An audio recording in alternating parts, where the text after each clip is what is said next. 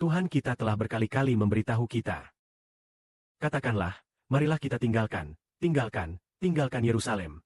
Bukan meninggalkan Yerusalem, tetapi meninggalkan Babilonia besar. Tuhan telah berkali-kali menyatakan kepada kita, kalian harus pergi, tinggalkan Babilonia besar.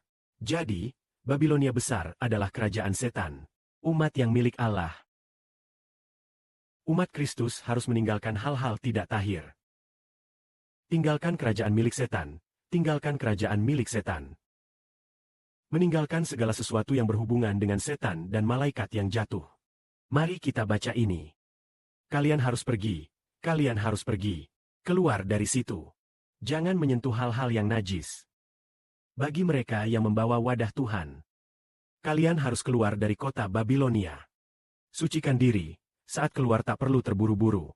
Dalam perjalanan kalian, pasti kalian tidak akan berlari terburu-buru. Sebab Tuhan berjalan di depan kalian. Allah Israel pasti akan menjadi penopang kalian. Di sini kita diingatkan untuk meninggalkan Babilonia. Pada zaman Perjanjian Lama, orang Israel dibawa sebagai tawanan ke Babilonia. Mereka dibawa ke negara yang paling banyak memuja berhala. Karena di Yerusalem orang Israel menyukai berhala, menyembah berhala. Maka Tuhan langsung membiarkan mereka ditawan ke negara yang paling kaya dengan penyembahan berhala. Negara dengan berhala terbanyak. Dan negara itu juga penuh dengan berbagai praktik perdukunan dan ilmu sihir.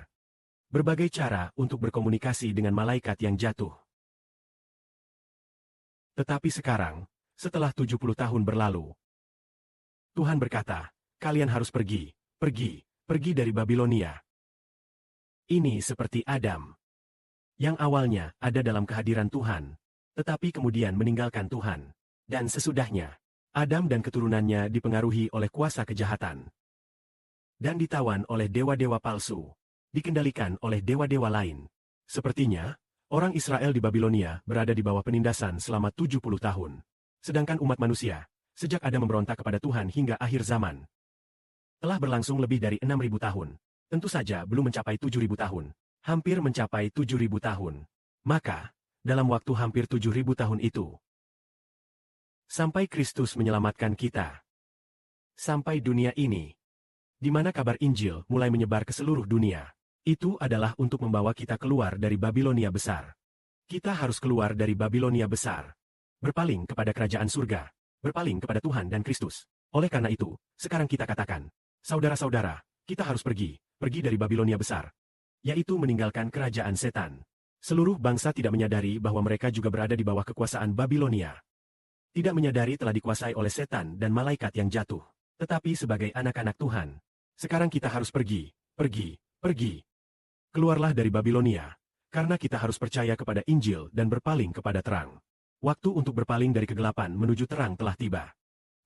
Oleh karena itu, kita harus pergi dari Babilonia, untuk memasuki kerajaan Allah, untuk datang kepada Bapa Surgawi dan Tuhan Kristus.